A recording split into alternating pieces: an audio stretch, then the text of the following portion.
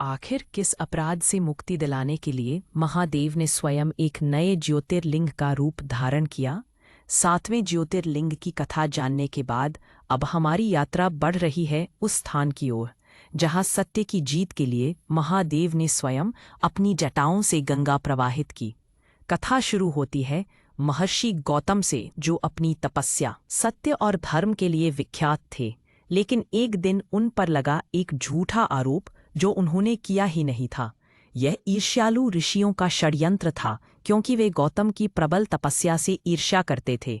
उन्होंने एक माया से उत्पन्न गाय गौतम के खेत में भेजी। गौतम ने उसे दूर भगाने के लिए बस हल्का सा तिनका फेंका और वह गाय भूमि पर गिर पड़ी, मृत। तुरंत आरोपों का तूफान उठ गया। गौतम ने गौ हत्या की है, यह घोर पाप है, इन्हें प्रायश्चित करना होगा।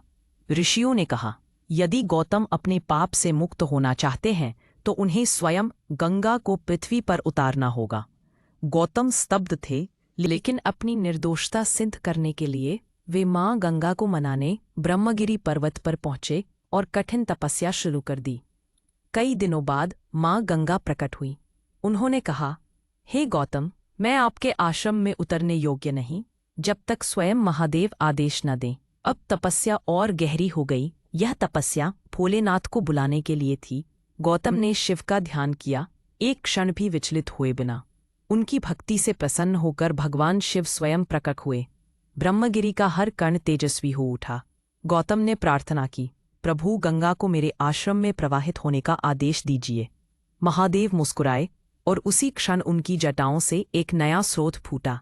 यह गौतमी गंगा कहलाएगी। गंगा बह निकली और जहां शिव खड़े थे वहीं एक दिव्य प्रकाश स्तंभ आकार लेने लगा। यही था त्र्यंबकेश्वर ज्योतिर्लिंग, त्रिनेत्र स्वरूप, 3 शक्तियों का संगम और 3 देवों की उपस्थिति का प्रतीक।